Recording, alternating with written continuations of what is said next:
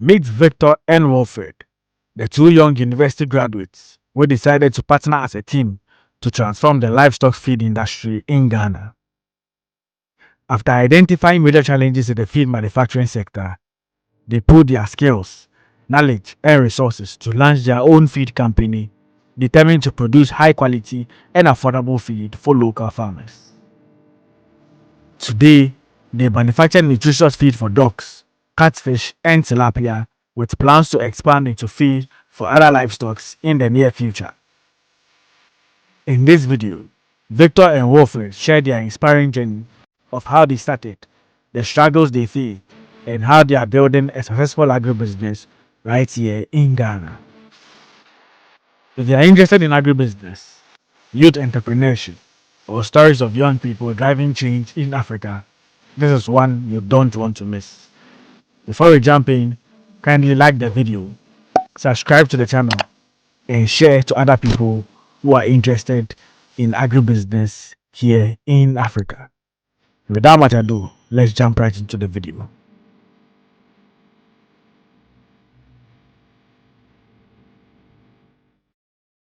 So yeah, I'm here with Victor, then from Will or Wilfred. Okay. Yes, we have to have a conversation about how they began their farm. The name of the farm is Ento Farms.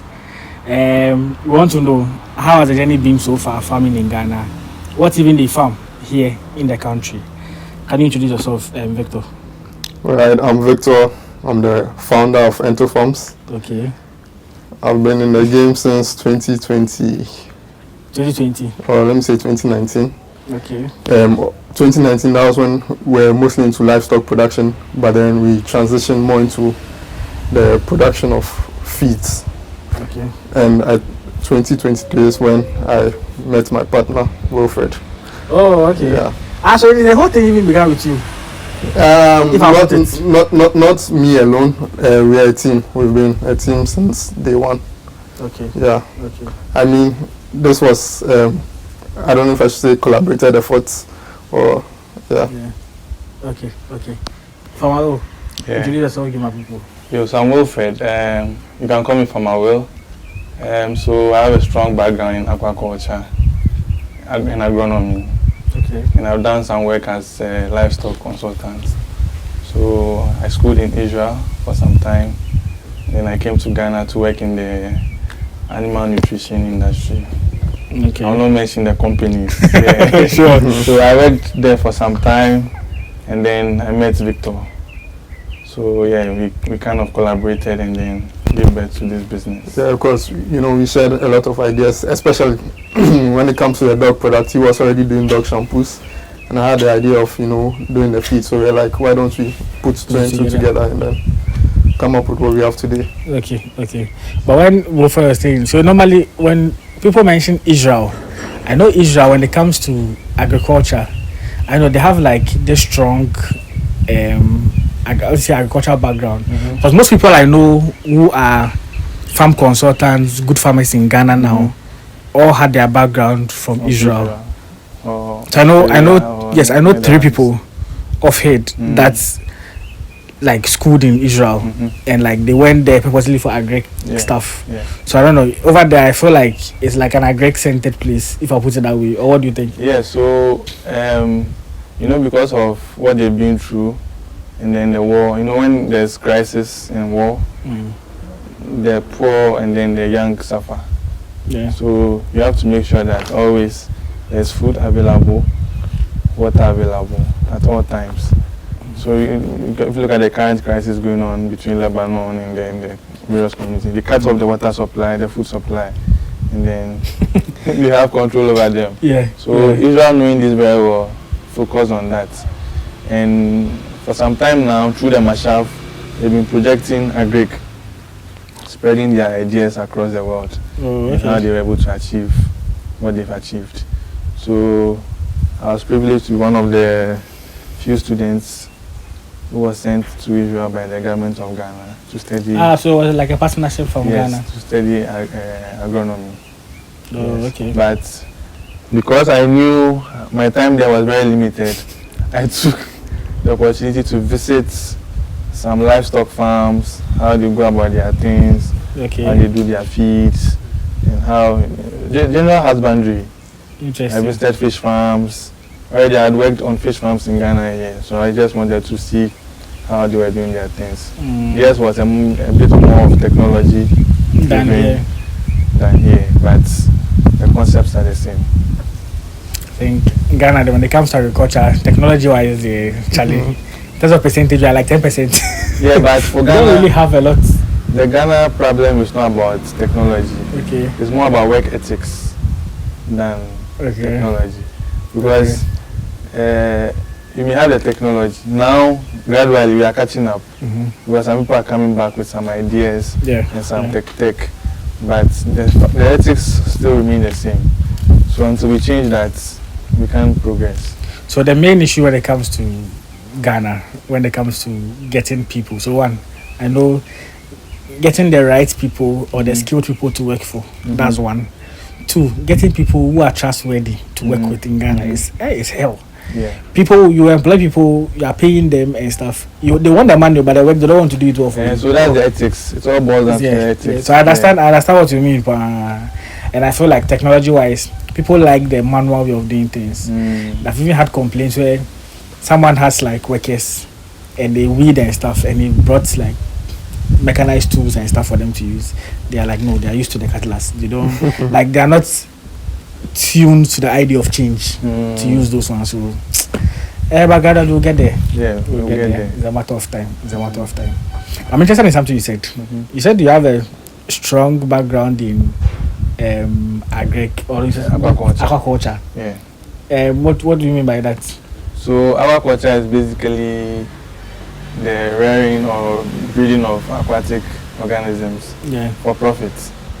Yeah, so whether human consumption or anything, but the end goal is for profit.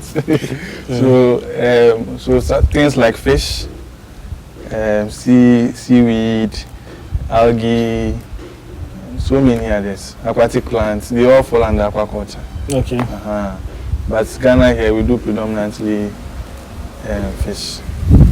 So let's talk about the background. I was thinking maybe school, like in terms of uni schooling. It's like all about agric throughout. So aquaculture in KNUST is under the College of Agric and Natural Resources. Okay. But it's in the Department of Natural Resource Management. Okay. So I did that at KNUST for 4 years. Interesting. And then I had the opportunity to start my master's. So I started a bit. Then midway, I got some. I like. So midway, I had to go to Bahrain. Okay. That's Middle East, somewhere in the Middle East, to do some work. So I left. Then when I came back, time was far gone, so I had to start all over. Okay. So I'm now starting. Sure. I'm just wondering when the Israel thing also came in the picture. So the Israel thing came in 2021. We did this, so I was a wager farm by then.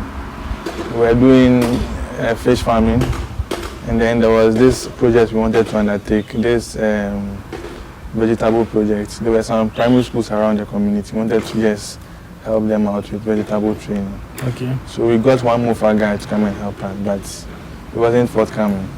So I took it upon myself to learn the agronomy. So I heard about Agritop, doing some training in greenhouse and irrigation technology. So I joined. It was a 4-month training. After the training, a few of us were selected to represent Ghana in Israel. Oh, okay. Over there were different people from different countries. We had people from Thailand, people from Cambodia, Philippines. So they picked people from different countries? People from different countries to come and learn the agric. It was a 1-year diploma program. So we stayed in Israel for 1 year, learning from farmers. And we also got the opportunity to go to school. So after the school, we get a diploma. Interesting. So that's it. So we are given to a farm. To go and understudy under. To understudy them. So it's either they do greenhouse, or they do open field crops, or they do livestock, or they do aquaculture. You get to choose. Sometimes you don't get to choose. They give you what's what's available. And it was for like 1 year or more than a year? It was for 1 year, but when COVID came, some of us stayed. Oh, okay. more because the flights were cancelled and lockdown and all of those things. Interesting. Victor, Yeah. background a bit. I want to know. You said you began somewhere 2019-ish, 2020. Yeah. What got you in there? Is it that you have a background in agriculture? What spiked your interest mainly to go into agric? All right. 2019 was actually when the idea was conceived, and then it was tested a bit, a minimal viable concept. But then in terms of my background, I had no formal education in agric. I was basically a business student, right from high school to uni. Oh, nice. Yeah, I did accounting, business, admin, economics, and Okay. A levels, and then uni I did banking. And here I am farming. Yeah, but I've always been interested in the agric space because I've always been looking for money opportunities. And when you speak agric, like you speak money. Money, exactly. Yeah, so exactly. I've always been So the initial idea was livestock farming. So I had some few ventures. I've done a lot of grass cutter. I've done goats. Oh, interesting. Yeah, I've done a number of things. Yeah, but then one thing that was and another thing too is I was doing it within an urban setting. So you can imagine how much I was paying to feed these animals. Yeah, where you even get the feed from is another thing. Exactly. That was the main issue. Yeah, because urban areas there too. That was the main issue. So I knew that I wanted to remain in the agric industry. So I just realized that if I want to stay in the industry, I really need to figure out how to solve this problem of feed. Okay. Yeah, and I think that's how the idea of Ent Farms came up, because initially the idea was looking at certain cost components of feed, which cost components or which ingredients had the highest cost components, and at the time was protein sources. Okay. So the company actually started breeding black soldier fly larvae and insects in general. Those entomology, yeah. Okay. So he's right. So that's how the name actually came about. So fast forward, I didn't want to just be doing the primary materials, which is the insect protein. I wanted to add value to it by finding a way to inculcate it in a complete feed. So that's when we started. That's when we started going into the production of complete feed itself. Yeah. Okay. Speaking of your background, I share the same background. Also business. Even funny enough, after the degree program, I continued to do a professional in CIB, Chartered Institute of Bankers. Okay. But then along the line, I don't even think I stayed in the program for up to a month or two. Even though I had paid everything, I was just what, there's something I need to work on, so let me focus on that. So I think I just dropped it. I was like, let me just defer, I'll come and write the exam later. But the exam room never saw me. Nice. And so far, you've not looked back. Oh no. So it's had this challenge, especially looking at the environment we're operating in, but we are seeing the light. So I see the light. Yeah, and I think his background is very necessary. For most of us, I didn't study agric. I did science, biology. Okay. And then came to university. Yeah, our course is more like science. So, but I found myself doing aquaculture. Finished. I did the work, the rigor, was a TA and all that. So I came. You also went to tech? Yeah, I also went to tech. Okay. I came with a lot of technical experience, but for a business to thrive, you need that business mind aspect to the strategy and how to go about things. And I think my role as a sales manager in my previous company really helped. It's really helping. Yeah. And his business acumen. It's a nice partnership. This kind of knowledge. Or else you can only do the production, but you can't go far. In the end, you have to make a living. So Yeah, very true. So when I asked whether you also went to tech course, I was just trying to see how the partnership came into being, how you guys knew each other. Because maybe, I don't know, maybe it could be that maybe in tech you guys didn't even know each other. So how exactly? So good. So then how did the partnership come together? How did you know, from or Wilfred is also someone who is versed in the aquaculture space, worked with a feed producing company, learned a little bit about it, and the partnership, how did it start? Okay, so I didn't know him from school. I finished long before him. Okay. Before him. But I think when he started the livestock production and then was trying to make the feed, he was having some challenges along the line. Okay. And through speaking to people, they told him to come and see me. Okay. So he came to see me, and then we sat down, we looked at the problem, we tried to solve it. So all this while I've been coming around to help do the feed and everything. Until one day he was like, you know what, let's make this official. Okay. That kind of Actually, even before that, we had contacted him, but then there were some challenges along the line, so we hadn't really, we had to focus on some stuff. Then along the line, we met each other at an aquaculture event, where we re-established the connection, and then we had, even at that time, the ideas had grown more. We had more to talk about, and we had taken time to really understand the past challenges that we were facing. So I think the goals were aligned. So I guess, it was. You decided to just start a business all of a sudden. With a major.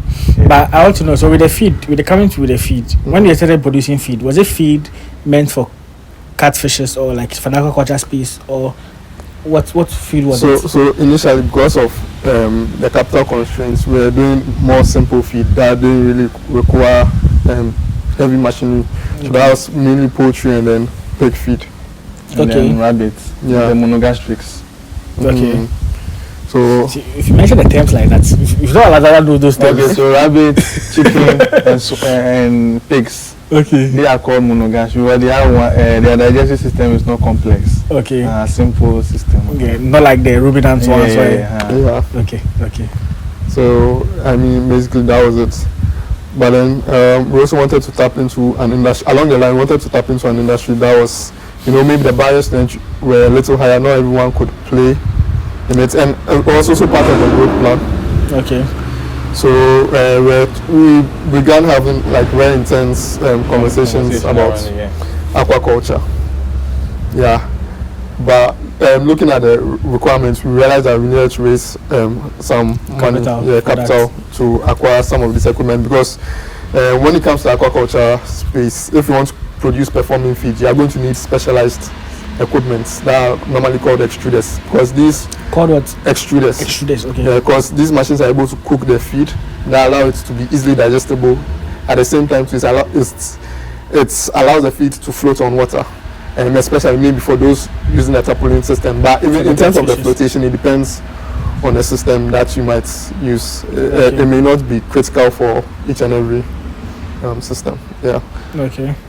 So that's what initially doing feed for poultry and stuff. The later you guys decided, okay, you're looking at mainly the aquaculture scene as well. Yeah. Where you produce feed for that. And you guys went for funding. I understand. It was a combination of donor organizations and fund. But definitely you have to start at points for someone to believe in your idea. Yeah. You need to show something. I get you.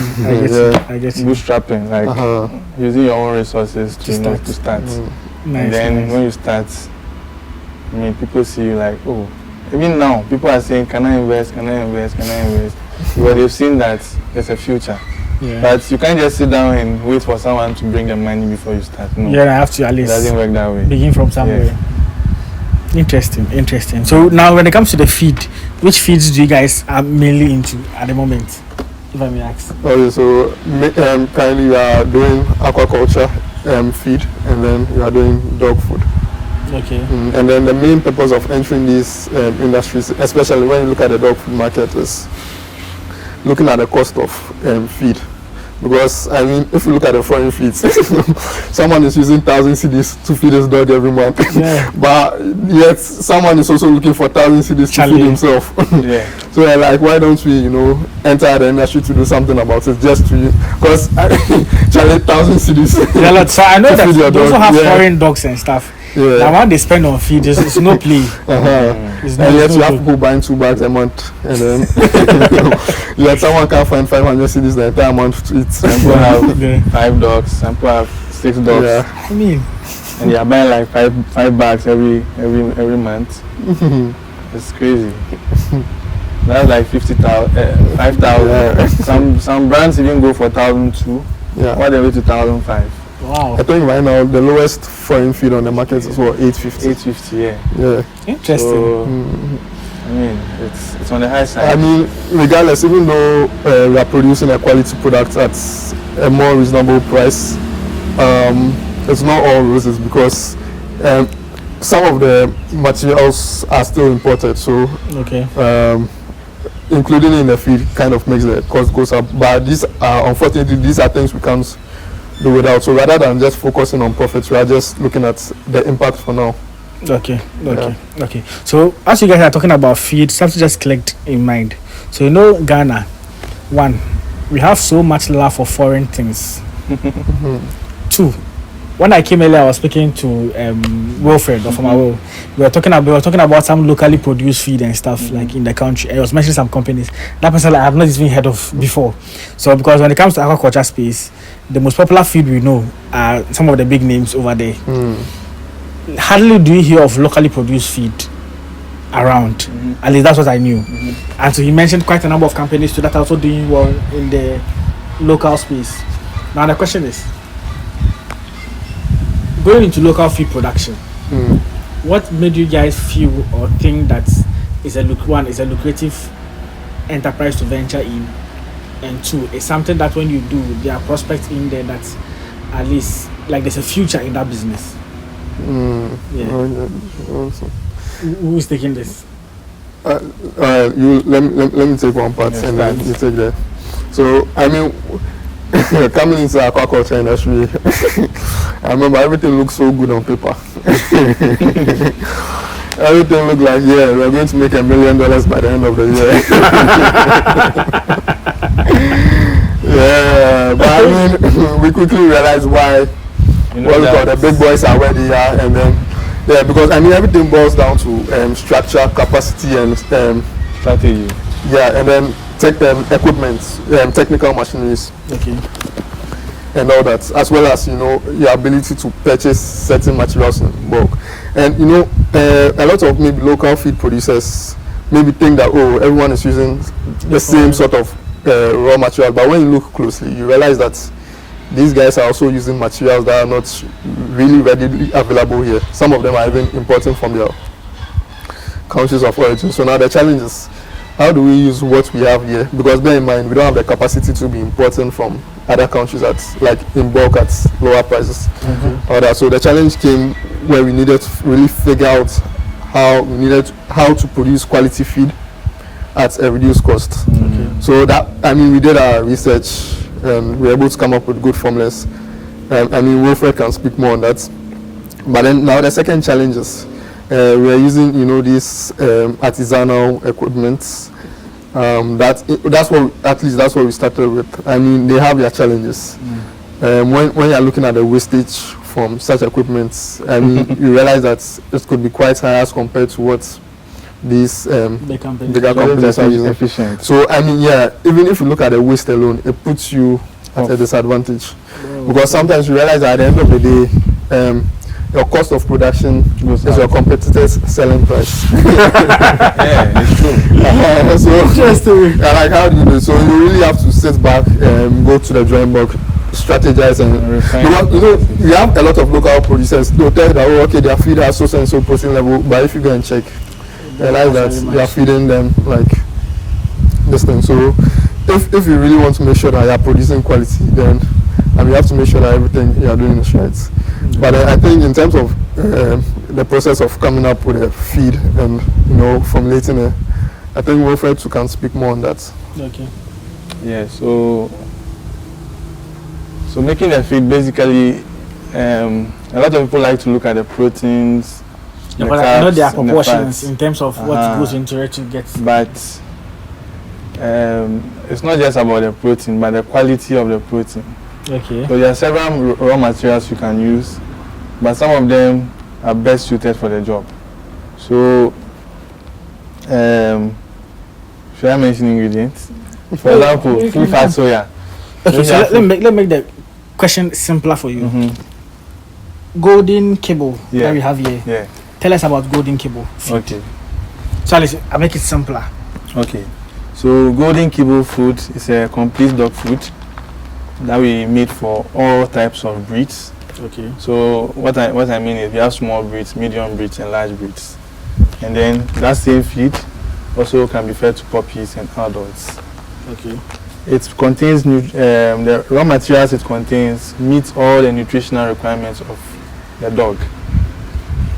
So this is species specific feed. If I say species specific, it means it's made for only dogs. Okay. So this feed contains fish meal. It contains rice. It has beef. It has soy. It has poultry meal and some fish oil. Okay. Okay. So when you bring all these things together, you are sure that you are meeting all the nutritional requirements of the dog. But the main thing lies in how much of what you add. And the percent proportions you add to it. Yes. Okay. So maybe if you want 30% of feed, there are proportions you add. If you want 20%, there are proportions. So same ingredients, different formulations. Okay. You get it? Okay. And sometimes the raw materials that we stated here, some may be in shortage. It means we have to go and scout and look for some. That's what I was doing yesterday. Or if you don't get, then now whatever you have to now recalibrate your formulation. Okay. And say, okay, maybe I have less of maize, I have less of soy. What else can I add to make sure I get the same protein standard, but yeah, maybe I'm reducing the maize, increasing the soy or something, just to make sure I get the exact thing I need for the dog. Okay. So yeah, these are some of the intricacies that comes with it. with the dog feed. Okay. Or any other feed. Yeah. Sure. So for what you have here is a golden kibble, and this is their feed for dogs mainly. Like as you said, initially you're saying the word kibble is. Yeah. So kibble means pelletized dog feed. Okay. So that's how the white man calls it. Ours is golden. So I want to have a camera journey. Okay. That's nice. So you guys have do for catfishes as well? Yeah. We do feed for catfish. We do feed for rabbits. We do feed for dogs and cats. Okay. And just that, the people who doing cats now reaching out to us are fewer. Cats? Yeah, cats. Okay. Yeah, cats. Cats. You will talk about that later. It's a big business in Ghana. Hey. Yeah. Oh wow! Yeah. I'm really surprised. Cat breeding is another hot cake. Yeah, those who don't know. Yeah, those who don't know. Interesting. Yeah. But how many? Well, because the reason I'm asking is this. Outside the way they care with their pets it's different from the way we here we do. So I'm just wondering. So I know here, even for dogs, there's no beyond it because of then how do you call it, foreign dogs. Okay. It's just the rich people who just target like their house. They feel like, oh, I have to get like a German Shepherd, a bulldog, or whatever it is in their homes. Hardly do you find like the normal or the Ghanaian having these. So I'm just wondering, even for cats, how many people, dogs are like, I said they call them humans' best friend also. Yeah. So most people relate to to like dogs. But for cats, I feel like it will be too small. So I'll talk about the dogs first, then I'll come and touch on the cats. Okay. So you see now, security is the main issue here, and even let's take our eyes away from the homes. Now a lot of farms are springing up by the day. You've done a lot of YouTube videos and you can testify. And some of these farms, the main challenge they're having is security. So they may have the cameras and stuff, but they also need dogs to keep the place secured. And which dog do you best go for than the foreign ones, which are known for the job? So like the Dobermans, the German Shepherds, the Belgian Malinois, and the rest. Okay. Those are known. They are also used by the security services. Okay. So, and Ghana, we are trying to copy the West by the day. The lack of foreign some of the lifestyle is catching up with us. And then now we have a lot of expatriates trooping in. So, some of them come with their pets, some of them come in and they acquire pets. And gradually people are, going into the pet industry. When you mentioned Same that, for the something came to cats. mind. But you go ahead. The dogs and cats, people keep them on their farms to ward off snakes. Snakes, rats. You know, when you have your storeroom and rats come in, they chew all the feed and tear things apart. So people keep dogs and cats around just to take off snakes and then rats or mice on your farm. So farms now are going for dogs a lot. Okay. I'm going for dogs a lot. Just last week I sold 8 puppies. Yes, mainly to farmers. Interesting. Mainly to farmers. Just for security reasons. Yes. Some of them are fish farms, some of them are poultry farms, some of them are swine farms. They just buy the dogs and then release them at night in the yard. Yeah. So Okay. you know, some people come at night to steal the farm produce. Yeah. So when the dogs are around, they It can helps do their to work. those Yes. Okay. But the cats, I say cats is a major. Yeah, I'm just wondering. So cats, you have like different Yeah. So breeds and stuff so for for it. the foreign breeds, we have the Maine Coon. Maine Coon. That's one of the popular breeds. Okay. Cat breeds. So then your cats. Imagine that you bought cat for like 5,000 cedis. Interesting. Would you feed it just any feed? That obviously For not. it to die? No. So that's the trajectory we are moving on. Okay. Because these are animals that are attached to humans, so they try to do anything possible for them to also live their best life. Yeah. So you made mention of two things. So let me just talk about the cats. So I know of this particular cat breed that it doesn't have like hair. I don't know. I know you've seen those. They look very weird. Yeah. I've seen them. Yeah, but people also like those cats, but everyone and their preference. And the second comment, that's when you were talking. So I knew of an expatriate. I won't mention the company, I won't mention the expatriate. That the person was coming to Ghana to come and work. Like she came down, they had permit and everything for her.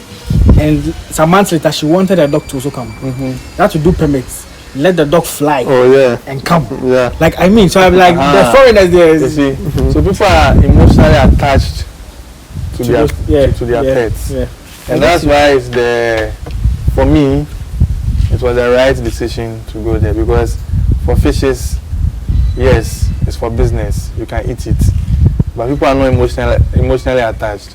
So when feed is finished, they can be like, okay, you tomorrow will feed. But when dog feed is finished, they'll be like, Charlie, let's get to the nearest shop and get it. So these are some of the that comes with it. Yeah. Okay. So the other angle of the question I want to look at is mostly when people want to start businesses, want to start farms, want to even do anything in this country, they're talking about sometimes the challenges about capital is not even there for people to even start with. Someone wants to be a farmer, but you need money to start something. My question is, I know you spoke a little bit about it, about funding. I understand you guys sought some other funding elsewhere to assist you with what you did, right? Can we speak a little bit about that? So at least to give people a fair idea in terms of those who want to start something similar in Ghana, want to start businesses, how can they also attract some donors that can come on board to also help them to start their businesses? So when it comes to agribusiness, I think this is the right time. Yeah, this is the right time. So if you know you are between the ages of 18 to 35, whether male or female, but if you are female, that's perfect. It's the best. Grab the opportunity, start an agribusiness, because there's funding. So whether it's just an idea you have, there are funders that go for ideation. So it just have the idea. Okay. Then they would, take you through a process, like a 3-month process. They will refine the idea, you pitch to a panel, and then they'll select the best idea. Usually it depends on every donor and their requirements. Okay. But usually they pick between 5 to 10 participants, and it's a teamwork. So maybe they'll group you in teams of 4 or 5. Interesting. And then they can give you as little as or as high as 50,000 USD. Oh wow! Yeah, to that's start a lot of money. Yes, that's your seed capital to start your business. And they will not just leave you there; they will guide you through. So the process. So a classic example is the KIC. That's the Cosmos Innovation Challenge. Okay. They have agritech. Just to confirm, the Cosmos, this is our normal Cosmos oil and gas company. Yeah, Cosmos Energy, but they have it's another. So it's a company called Cosmos Energy, but they have a subsidiary called Cosmos Innovation Challenge. Okay. So they are into training the youth, you know, to be able to, you know, bring out the ideas and then channel it into the right path. Okay. And then see if they can get some funding. Okay. There's another one called the Densu Associates. They are also there. There are so many. Hey. Yeah, there are so many. USAID has one. Even the embassies, some of them are also that they run like on a yearly basis. The Netherlands embassy does I've heard of the Netherlands one. the Denmark embassy does some. Even the Canadian embassy does some. Okay. Some, even the Mastercard Foundation in collaboration with Absa Bank. Okay. We are doing some agritech and fintech challenge. So if you're an agribusiness or a fintech is finance. Yeah, finance and tech. Finance and tech. So if you're in that space, you can, you know, go and do a proposal, pitch it to them, and then when you qualify, you can get for Absa, you can get like I think $100,000 Ghana cedis. Okay. $100 like what hit jackpot. Yeah. Oh no, you see, so you have to start from somewhere. There's another one called Widow Grant. That one is easy peasy. I mean, like that one, you are not getting so much. You can get up to like $4,000. You can get up to like $4,000, but it's a good start. And one thing with these things is that once you win one, and you're able to achieve whatever you're supposed to use it for. You know, some of these donors, they talk to themselves. Okay. So like when you apply, they do due diligence, they do background checks, and if they find out that maybe the grant you took you did well, you might not get a grant. Interesting. So they speak to themselves. So you become credible, you can win more grants. Yeah. Oh, that's nice. And then the other ones that you can go, that one they do it in Rwanda, they do some in Kenya. That one is for the whole of Africa. Yeah, you can go there. We have go-getters. It's like a prize award winning prize. That one you can just pitch and then get like 4 million. Wow. Like it keeps going. Okay. So, but if you follow that path too, you may forget your main thing that you want to do. Yeah. So, in as much as following the grant is good, you should start something. So that the grant, when you get it, they'll show you what to do. So you know every grant donor and what they are looking out for. You see. So for example, someone will be like, we are targeting smallholder farmers. So your solution should be tailored to help smallholder farmers. For example, if we are doing this dog feed, the breeders are not smallholder farmers. For you to be able to buy dog feed, you should be holding block. A lot of money. So we can't classify as a smallholder farmer. Okay. But for fish feed, we can say we are serving smallholder farmers. For rabbit feed, we can say we are serving smallholder farmers. Okay. So at this point in our business, we just diversified our product lines. We have dog feed, we have fish feed, we have rabbit feed. Okay. So when you are pitching the message, you just say we are helping smallholder farmers get nutritious and affordable feeds for their animals. So when you are going to pitch, that's how they want you to go about it. Some people will be like, you should have employed women, like 50% in your business. So once you meet that criteria, you are going. Yeah. Some people will say you should be a female-led business. So once you're a female-led business, you are growing. I get you. That's why now it's more about collaboration and coming together. So when you have about 2 or 3 youths, you come together, and then you go, you can get. Some youth-led. Okay. Between 18 to 35, youth-led, they will give you. So all of them, they have their requirements. They have their requirements. You have to meet the requirements. If you don't meet the requirements, don't even try to apply. You will not get. Yeah, so don't even try to apply. Okay, I get you. So some of them are looking at impact. What you are doing. how many people you are touching. You see, it's now it's gone past the only the idea. So some people are saying app. I'll do an app to get this done. No. They've looked past that one. It's impact. What are you doing to help people? How are you touching lives? Then they can give you because.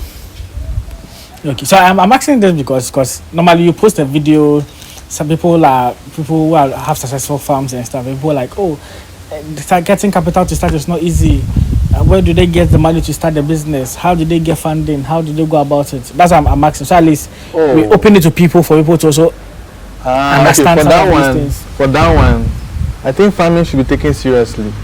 Record keeping should be taken seriously, and then all your receipts, any transaction you make, you take it seriously. For every farm or every business, you open a bank account, a business bank account, For it. and make sure that you are running the account on a monthly basis. Anything you sell, pass it through the account. You can go and take it out later. Just pass it through. So have a good balance. Yeah. Then the bank will now decide after a year or two that, oh, this guy, he has a clean sheet. He has been saving with us. I mean, he's regular. Even if he defaults, he brings back money in frequently. So then you can now say, okay, I want a loan. Then they can be willing Then to they can give you. Some banks are giving a great loan as low as 10%, as low as 5% interest rate. Oh, in this Ghana. In this Ghana here. So if you don't keep your bank records well, that one, in this some people they've opened a business, but they are using their personal account. So let's say Ento Farm, and I'm using Wilfred's account to run. Okay. Well, I don't want to pay charges for business account. Sure. So I'm using Wilfred's account to pass through my account, personal account, so I'll not pay business charges.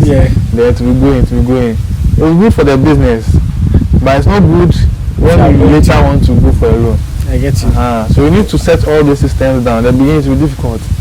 Sometimes too, some of the investors, they require that you have done your tax clearance, GRA and all those things. TCC for it. Your FDA approval, all those things. So if that's the trajectory you want to go, you have to make sure that all those paperwork Are in place. That's the legal, because then they don't know you. How can they just give you money? You have to check with all these things. You check with your bankers. This guy, is it true? This company, is it true? Are they saving regularly? Let me see their bank statements. So a lot of documentations and stuff that comes with it. When they say, okay, fine. Yeah. Okay. So even from what you are saying, I understand that before you can get there, you have to start and also be doing something small your own. Oh yes. Before you would even go for the grant to make it upscale, like make it on a bigger. So you have the business, you've not registered a business. You want grants or you want funding. The investment comes in 3 forms. It can either be a grant, which comes with terms and conditions. It can either be equity, which means I want part of your company. Business. Yeah. So maybe you'll give me 10% of your business. So maybe you can run, but I'll be taking the administrative role, overseeing what you are doing, checking if my money is put to good use and stuff. Or the last one can be debt. That's like loan. More or less. So you have to look at your business at this point. Which one of them do you want? Then you go for it. Some people are too sentimental. They are so attached to their business that even if it's equity that will help them, they won't agree. But sometimes you have to know that you have to know the worth of your business, your assets, what you've invested so far, and including yourself. You have to pay yourself. Yeah. So that kind of thing you have to put inside, and then your manpower, like there are some things that you cannot put price on. There are days where maybe you have a bakery. There are days where you have to wake up at 2 a.m. That kind of stress. Yeah. You cannot put a monetary value on it, but you have to add that too, and then sum it up. Okay, so now I'm worth 1 billion. So this guy is bringing 10 million. Okay, So you have to do all those things. You don't just get up and say, no, I'm not doing equity or this. No, you have to weigh all the options. And see. So for farmers or businesses that are looking for investment, they have to take all these things into consideration, keep their books straight, and then if they do the right things, they can get something. Sure. So just to give you guys a fair idea, mostly those who watch the Shark Tanks and stuff, where they televise it or they put it on, they do like a show, a bit of it, can have a fair idea as to how some of these funding come about. Because over there they'll tell you, oh, maybe I'll give you $10 million, but I want this percentage from your business. That's what you were saying. So there are various ways of going about it. But the bottom line is, once you want funding, you have to start the business. You can't just be there, have an idea and say, oh, all of a sudden go and get funded. No one will give you money for that. Start something small, get to a particular point. So at least you have something to show for it. That if I come in as an investor and I'm investing into your business, I know there's a future in the business. It can get to where we want to get to. You get it. Other than that, unless family and friends do susu for you. Even with family and friends, at least you need something to show, because most people just conceptualize an idea and they're like, oh, okay, now I need money. And like you said, it doesn't work like that. Because with the idea that, oh, okay, banks and such institutions are around to loan the money, it makes people forget about the resources around them. So it kind of makes people dull-minded, in the sense that they are not really ready to really put in their all. Because, I mean, if you are not ready to put in your last 1 CD or your only 1 CD, why do you expect someone else to do that? To put your skin in the game. Yeah. And also for some of the farms, they need to really, you need to really prove something. So okay, you started a business. You want me to invest in your business. How is your marketing going? Who are your customers? What value are you selling to them? Are you just selling chicken, or you are selling maybe, oh, I'm selling chicken that when my customers eat, they'll be happy. Or you're just selling chicken. That's to give them a reason why I've been selling to people. So you need to have a way to say your things so that you can convince someone. That's what we call the pitch. Okay. So you need to have a pitch. That you at least something But that's it's not like a written doc. You can write it, but if you don't have the written one, you can just speak verbal, it. Like, how do you convince me to invest in business? I guess you. So you should get all those things down. When they call you at any time, Charles, tell me about your business. In 1 minute, you should be able to do it. I mean, sometimes if you are doing things right, for example, I think as I've mentioned this earlier, when we started releasing the fish feed products, actually one guy that you interviewed on your channel, I contacted him, Michael Apia of Kiemi, catfish from Netherlands. Yeah. I think you visited him. Yeah, man, that. Charlie, very solid guy. Yeah. The feeling waterfall. No, he did, he did share information. And very cool man. He's very helpful too. So, for example, even when the fish feed business started, he was aware of some of the challenges, and I had been supplying for some time, and even got to a point where I was even ready to make prepayments. So that's also like another level of funding. So I mean, my point is, if you are doing things right, you have people looking at you. Yeah. But I mean, I think I should have brought him up earlier, because it's very true. People do notice you.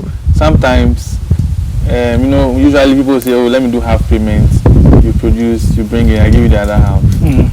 Some to be like, oh, if you don't worry, I have the cash ready. Maybe if I leave it, I'll spend it or something. So you take the cash, and then when you are ready with the feed, you bring it. But that one, it requires a level of trust. It means you have done your things right for some time, and be able to constantly supply the person that he has trust that, okay, I get you. Before you become exceptional, you first have to be consistent. I get you. But I believe most of these questions, the bottom line is, start something on your own. No matter how small it is, just do it. Let people see that, okay, there is value in what you are doing, and be willing to at least also sell your I mean, once there's value, you will eat. Yeah. Okay, so let's usher into our final part of the conversation. Then we'll just end this. Doing feed business in this country, what are some of the main challenges that comes with it? Okay, I mean, a lot of challenges, especially in terms of quality of the raw materials, and like I also stated earlier, technology, or in terms of equipment involved. So, for example, when we started, we used to buy raw materials with a lot of foreign matter. When we talk about foreign matter, we're talking about stones, we're talking about metals. Okay. And you find that these things are damaging your equipment. Brand new equipment that you just bought.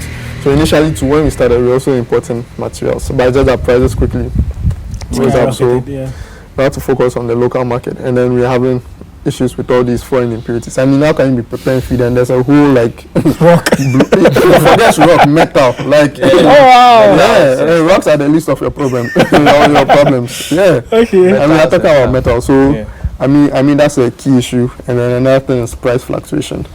But at the same time too, that's why the company Ento Farms is looking at developing its raw materials, just so that we can produce materials based off like certain components that are not really affected by price fluctuations in the market. So something that can be stable for a while, and it allows for that predictability, because not everyone who can buy raw materials and puts it down for 3 months just to avoid future price fluctuations and all that. So I mean, to sum it up, we have price fluctuations, poor quality raw materials, and then equipment, labor, and then technical expertise. Logistics. Yeah, technical expertise is a very big one. So when you're building your business, sometimes they're like, there's high unemployment in Ghana, but when you're looking for work, you ask yourself, is this statistics really? is it really true? Yeah. So as people, you offer people jobs, or people get a job, and it's like you are disturbing them, or you are doing them a favor. Like that's doing you a favor. I mean, this is a big issue. It's a big issue. I need to add something to the ingredient bit. So, for some of the cereals, the issues are with the aflatoxin and stuff. So what we do over here is we have an independent lab where the samples are sent from the suppliers, tested before we purchase. So maybe if we want maize we buy maize from dealers. So if we want maize from this dealer, you send us a sample, we take it to the lab, it's tested, and then when the lab results show that it's good, no aflatoxin and stuff, then we now go ahead and purchase. Okay. Then by so doing, because it will be expensive to set up an in-house lab, obviously, and we need to employ people, a lab technician, a whole lot. So we are running lean at this moment. Okay. So we do everything outsourced, then we bring the raw materials in, then we produce. So we are able to trace where the issues are coming from. So traceability too is key. But would you say in terms of market-wise, does it move? The feed? Yeah. Oh yes. You see, quality sells for itself. So when the feed is performing, it will sell. It is when it's not performing, that's when the problem will come in. But fortunately, with the expertise we have and then the business acumen, we're able to push the product. Yesterday we did like 200 bags. This morning is gone. Okay. So after you brought I think yesterday you went to source for the materials. We had materials for the so you were sourcing for the next production. We were sourcing for the next production. So usually we do that ahead, so that you don't get short of raw materials. Okay. So after they've sent the samples, some people they can go and buy good rice or good maize or good soy or good raw materials from another dealer, give it to you, test is good, then they now give you bad produce. I mean, Ghana with it. You can't return it. Yeah. If you return it, that's your own cost. I get you. And some of these dealers too, sometimes when we are hot, we can't go to their place. We just tell them to send it. Yeah. So now that I have time, I have to follow up on them, making sure they are getting the right thing. Making sure we are getting the right raw materials. Okay. That's what makes the job difficult. But how you go do it? It will be. So once there's a challenge, you have to find a way of going beyond it to make sure that the business is sustainable. Of course. I mean, I get you. So I want us to go and check the facility that you use. But one question I want to ask before we go there: if I'm buying feed from Ento Farms, what am I getting? Okay. Right. So in terms of which particular products are we talking about? Whether the food? dog feed, the catfish. I want to assure my people who are watching us today that the feed we have is of good quality. When you buy, you get the, because we are talking about quality. Okay, so let me take it first, then you continue. So I'll start with the dog feed. So many a times the dog feed is imported, and for it to reach Ghana, it's not coming by flight. It's coming by ship. Yeah. It may take months to reach here, and when it reaches here too, there's a main supplier who now takes it and then supplies to the other people. It's also sitting in his warehouse, and then you know, before it reaches the final consumer, it may have taken like 6 months to a year. Yeah. And you know, the vitamins, the minerals, the essential amino acids in the feed comes down with time. Okay. But what we are showing our customers is this feed prepared this week, is finished this week. Get it fresh from the farm. Get it fresh from the farm. You see, same with the fish feed, same with the imported fish feeds. We are doing locally. You see, and the pricing is really good as compared to the foreign feed. This one is a 15 kg feed going for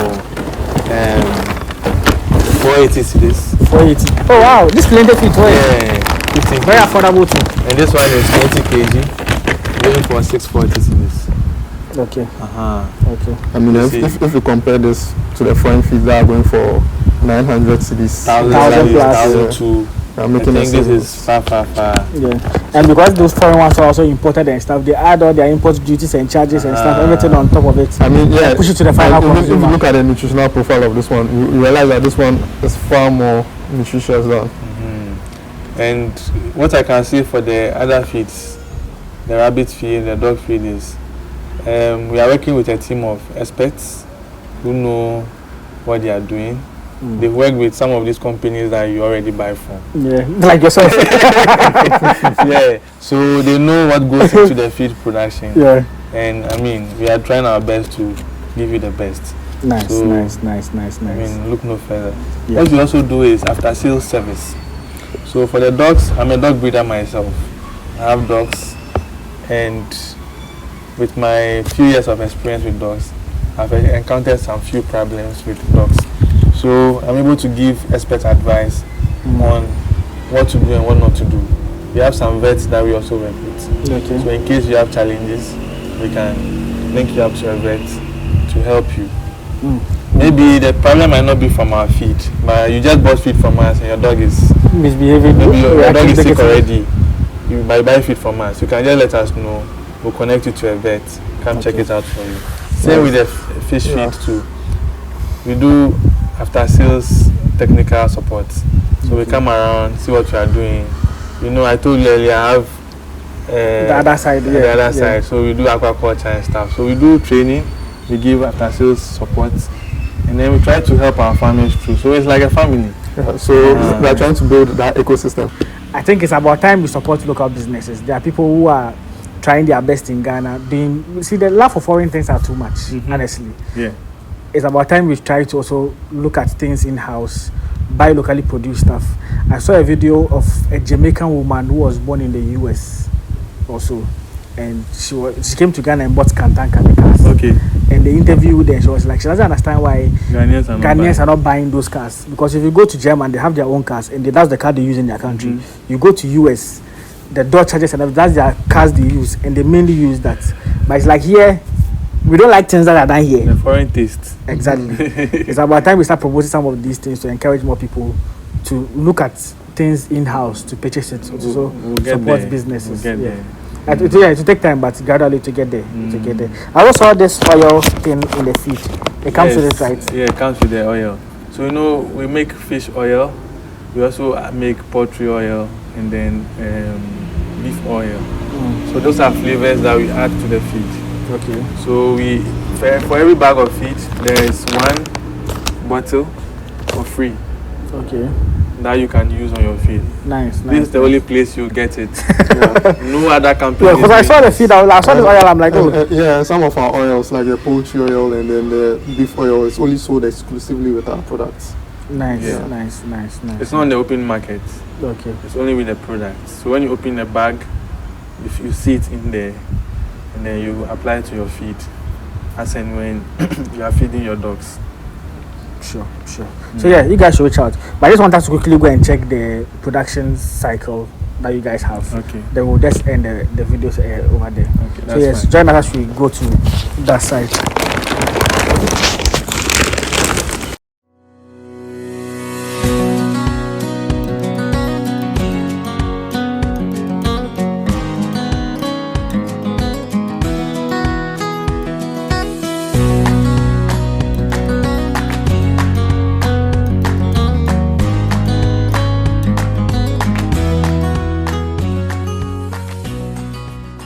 So this is our production facility where the feed production happens. Okay. So Let's go inside. sure.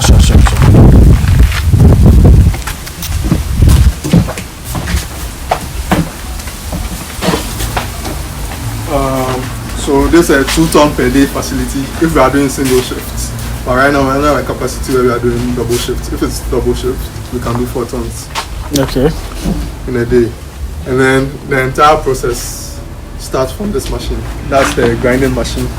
Especially when it comes to fish feed, grinding is very crucial because digestibility is also very important if you want to see performance in your animals. So this machine allows the feed or the ingredients to be grinded in very small particles. So you put all the raw materials inside and it grinds it all. Put all the raw materials inside and then they grind it. Because something like maize, your fish can't digest a full like kernel Okay. of maize. I was thinking the mission that you go and do you take it to sawmill. Yeah, so it's sawmill where they do the mill. The local one is Nika. But I mean, we have that equipment here. Okay. So this replaces the Nika. Oh, so that's the job of the This is more Nika. efficient. The Nika to get Yeah. the fineness we want. We need And to grind then like secondly, 4 or 5 yeah. times. And then, Okay. This one does only once. Okay. And then secondly, if you are going to third party to grind, you are going to incur some cost, and that's going to defeat your Transport, entire I cost of. get you. It's good you even have your own machine. Oh yeah. To be doing that. Okay. So after you grind, where do you go to? We come here. To mix it. Yeah, this is a mixing machine. This is where we combine all the raw materials at once: maize, soya, fish, chicken, whatever. And then we mix it for a few minutes. We add liquids, oils, fats, water, anything to make it a complete feed. And then we take it out. We pour it out of the machine. And then bring it into these 2 machines. So these are the pellet machines, right? These are what we call extruders.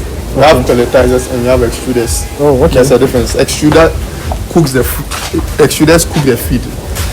Cook it? Yeah, they cook it high temperature and high pressure. Short temperature, high pressure. So short time. All these things are done within a short time. And then when it comes to feed production, cooking is very key. Because since we started, we've been talking about what digestibility. We are trying to get the maximum benefits out of the feed. You understand?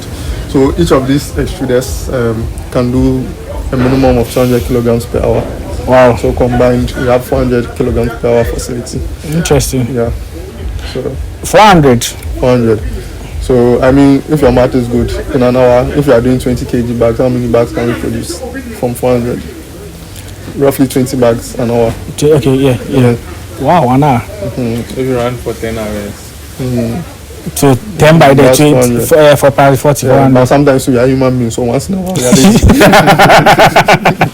Yeah, By the way, you said yesterday you guys produced. I think no. Yesterday we We were have to about. go hard. The others Yeah. were coming in. nice. Yeah, and we had already slagged for a few months back because no one is going to wait for you while their fish is starved. True. They just look for other alternatives and Exactly. just go and Yeah, I mean and get them. that's the hard reality. But so you have to. So this one cooks it. Yes, the cooking is very key. But I was thinking they just put the raw materials together, you put it in the machine, then that's the pellets. Or that's So the that's what that's people what I was get it thinking. wrong. So the pelletizer, they just Put it binding together. the feed together Yeah. and coming out as a solid form. Exactly. But this one actually cooks the feed. So cooking the natures breaks down the cellulose and other things in the feed, which Okay. makes it easy for the animals to digest it. Yeah, And even some of with the proteins too, it makes them readily available to be digested. Nice. even with the pelletizers, they have advanced ones that also cook the feed. Oh, okay. Yeah, but sometimes people prefer that one because even with the extruders, there are types. Each extruder, there are some feed formulations it can That process. won't There are work. some Mm. it cannot. And sometimes that's why these bigger institutions have an advantage because you know some of the machines they are using. They can Very use powerful certain- machines, yeah. But I mean, you have to start from somewhere. So I get you. But yeah, it's not small. And I don't want to even go about the costing of these things because it's too much money. But I mean, it's not. We didn't just get up and then Get it start all of a like- sudden, I exactly. mean, we're just adding. Even one of them was a recent addition. Oh, okay. Yeah. So, I mean, But I'm sure they'll be quite expensive. Oh, Yeah, very, very. maybe I'll go talk about cost. Because this whole thing you have there to be out of money. And even with the I electrical mean, I don't want to connections. talk about. So, in fact, when we were doing this, I was like, oh, I mean, it's a shed, right? So obviously, you will not expect electrical wirings to cost like that. I mean, when the bill was dropped, Shocked. I was like, wow. And sad thing is, you know, I think we need to be serious about agribusiness or agriculture as a whole.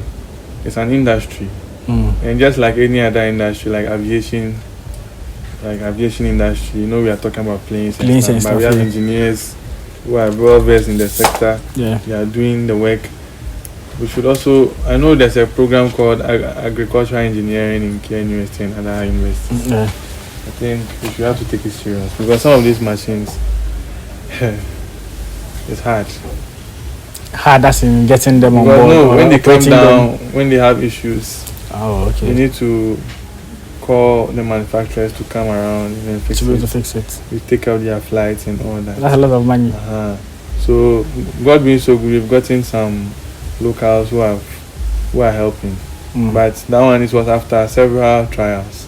So I think we need to be intentional about that. But the technology we want to use is coming. We have to be also prepared to use it and to repair it. Exactly. I just literally I heard someone say that no Range Rover, the car. He said if you have a Range Rover and they get spots, forget it, because the mechanics in Ghana they can't handle it. They said you can have a Range Rover issue and the mechanic you go and call that you come and repair. That mechanic has a mechanic who's a boss, and then even that mechanic said my name is Sito. Yes. Specialization. Yeah, exactly. So at least I think it goes around with some of these things. We need a skill set. See, the thing is, as I say, we have a problem about technology. We want to do mechanized stuff, but the problem is when technology comes down, do we have people who can operate it? One, people who can take care of it in terms of if it goes bad or there's an issue with it, in-house people who can help fix it.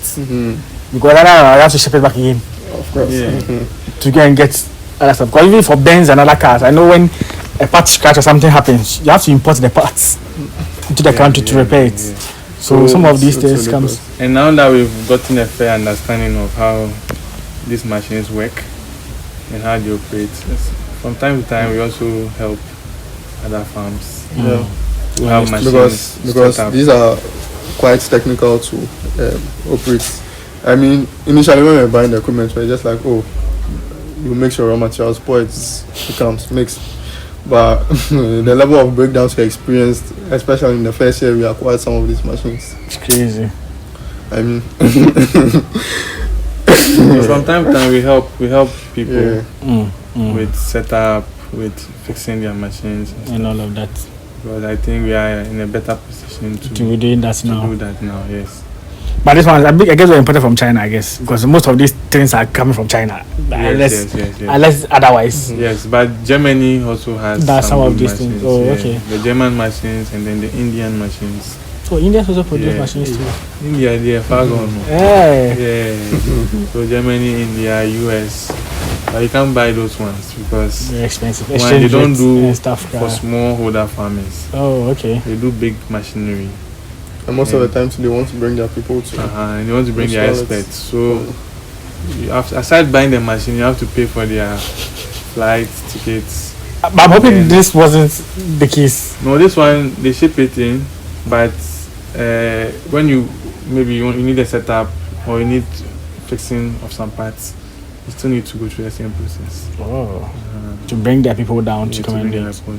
I mean, but with the experience we have We've had with working with some of The other big companies, You know, the technicians are there and stuff. Oh, okay. So you have okay. I get you.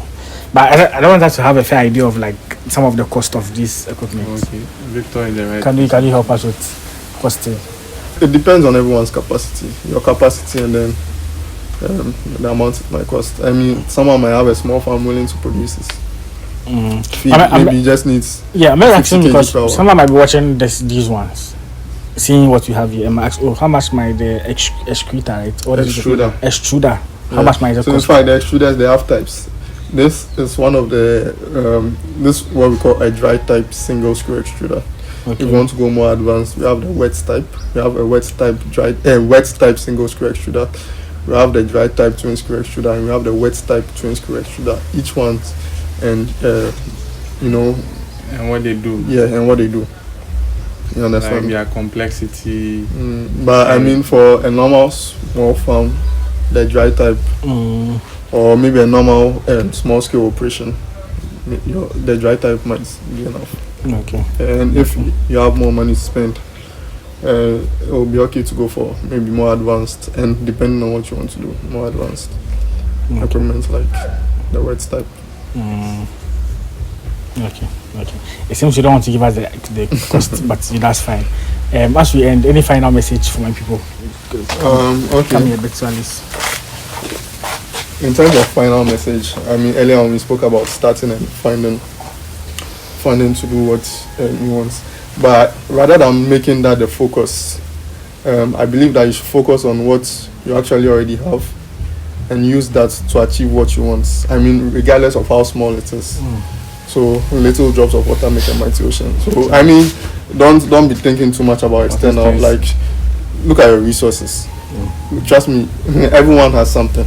I can promise you, everyone has something. You can make something out of it. As for that one, there is absolutely 100% no doubt. Yeah. Okay. So just go for it. Sure. Big man. Yeah. Farmer well, right? Yeah. So one advice I have for farmers is agric is a business. That's why now we have agribusiness. It has always been a business, but we refuse to make People it a don't business. see, yeah. People So don't now see we the brought business the word agribusiness so that you know that yes, It's a business. it's a business. So as a business, you need to keep your books right. So register your company, get your bank account ready. Try to pass your money through your account. Any transaction you make, keep receipts, and treat it as a business. Pay yourself, pay your workers. Even if you don't have workers, set aside some money. That if this work, I'm supposed to call someone to do it for me. How much will I pay? How much will I pay the person? And all those things. If you start treating this way, then you have a sense of accountability. And when the time comes for someone to help you, the records are there to show. Yeah. And also learn how to do business writing. Okay. So learn how to write proposals, learn how to write business plan. You can start small.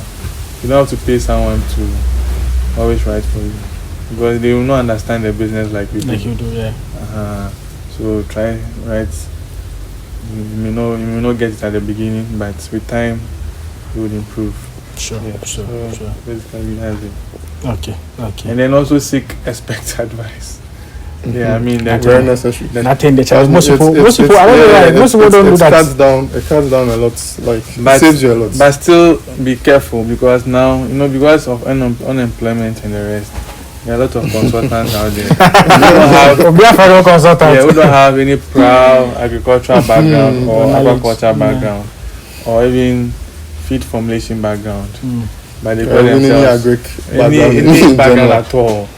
But they call themselves consultants. Yeah. So before you get a consultant, try to see what work they've done in the past and check their backgrounds. Ask around, because bet you in this aquaculture industry we know ourselves. In the dog breeding industry we know ourselves. In the rabbit farming industry we know ourselves. Even in the poultry industry we still know ourselves. So when you ask one or two people, even if they don't know the person, and you keep asking, you'll find someone who knows the person. True. And you can, based on that, and then make your decision. Don't just give your money out because you have money. Yeah. Do Mostly diligence. those in the diaspora, the way they are eager to do businesses and stuff. Someone can call you, Charlie tells me, he will be I'm ready to start. I want to do maybe poultry farming, 100,000 bears, 10,000 bears. Like people call you and like Charlie. Yeah. You see, everyone is looking for investments. As I was saying earlier, for that type of listing, usually for me, what I do is I take the clients to visit farms, not one farm, different farms, different production systems, different types of the same animal you want to farm, but different types of systems. Yeah. Then after you've gone through everything, now you decide, okay, this is what I want to do.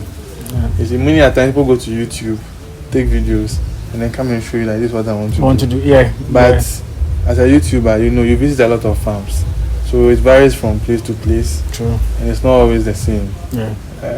You may testify the same topic of fish farming. You visited several Different places, perspectives. different perspectives. So it's better to go to the farm yourself, talk to the farm owners, get inspiration from them. Some of them, they are not having a Greek background. They will tell you how they started, how they went through the whole stress and everything, how they came out of it. Yeah. And then you know where to go and where not to go. So I think these are some of the things that people in the diaspora should pay attention to, and people still seeking to start a new business should also look at. And for the young graduates who are done with school, don't be in a rush to start an agribusiness venture. There are farms that are looking for workers. A lot. Give yourself, That's one of my headache right now. A lot. Yes, give yourself like 2 years, 3 years. Use their place as a learning ground. Make some of the mistakes. Because you have a manager, maybe some of these people in the diaspora have business management background, computing background, like serious businessmen. So they can coach you, okay, do this. No, my business, I don't want it done this way. Do this. So at least you have the technical bits from your agri school, but that business bits, you get it whilst working for someone. Yeah. Then when you come out after 2 or 3 years, you have some small capital to start. You have the knowledge. You also know what you want to do. And you can take it from there. Yeah. This is a very good advice. Very good. See, people are looking for people to help manage their farms, work on their farm, and they're not getting, to be honest, especially skilled people.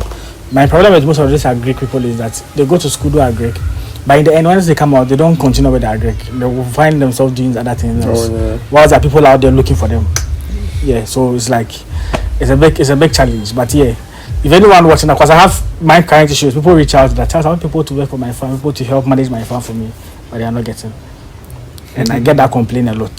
So yeah, if you're watching me by any chance, you're a Greek student looking to work on farms, manage farms, give people technical, just reach out and I'll connect you to these people as well. Sharp.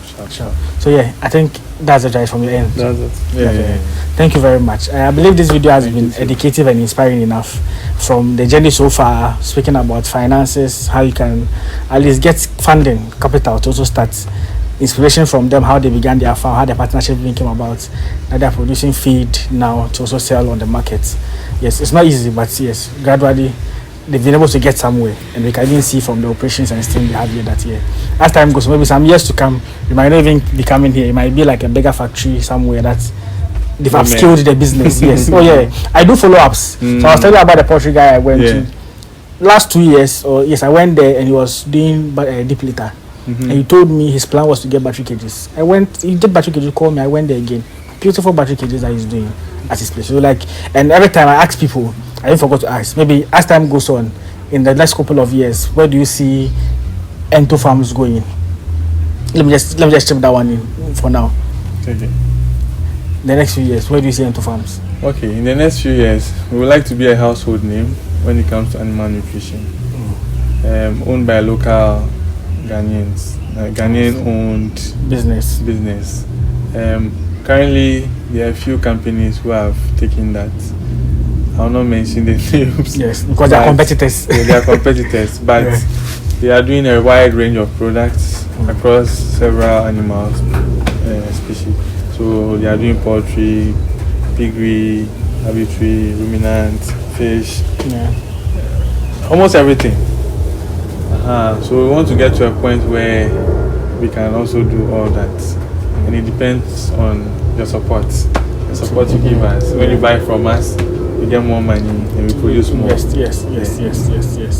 So yeah, as I said, I do follow-ups. So once the business grows to a particular point and you want me, just let me. I'll be glad and be happy to come and share it.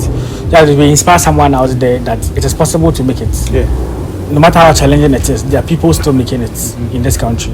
People feel like sometimes on Twitter mostly, someone can mention just a general conversation, a salary someone might be making. And people are in the comments like that. Are you sure people make some of these salaries like in Ghana? Oh. People are making good money in this country that people have no idea about. So yes, it is possible in this country. It is possible to make it in Ghana.